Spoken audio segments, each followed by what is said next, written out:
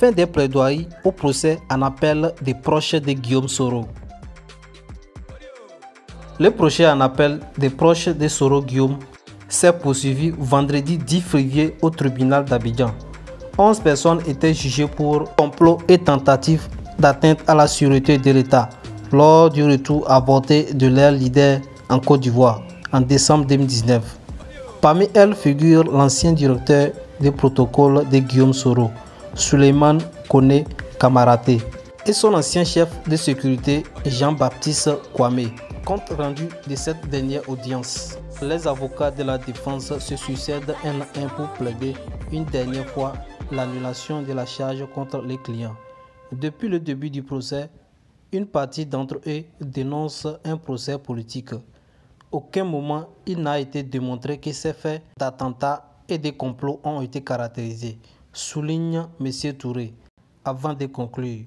Tout cela est résultat de l'arbitraire. Nous demandons acquittement général.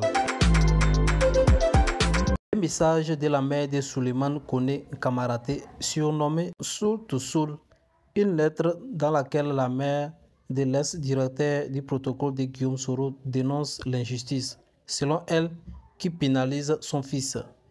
La décision attendue le 13 février. Pour les parties civiles, il y a bel et bien eu complot.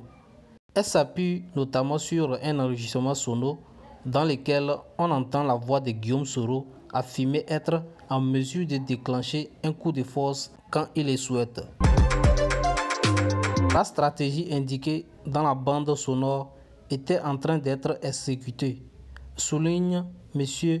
Abdoulaye Ben Beïté, qui demande la confirmation des condamnations prononcées en première instance ainsi qu'une amende pouvant jusqu'à 10 milliards de francs CFA pour notamment composer la perte des armées jetées dans l'eau près d'Assini.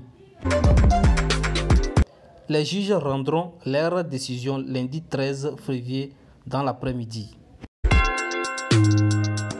Merci pour votre fidélité. Restez branchés pour la suite des informations sur Monde Actus. D'ici là, portez-vous bien, que Dieu vous bénisse. Take care. Ciao.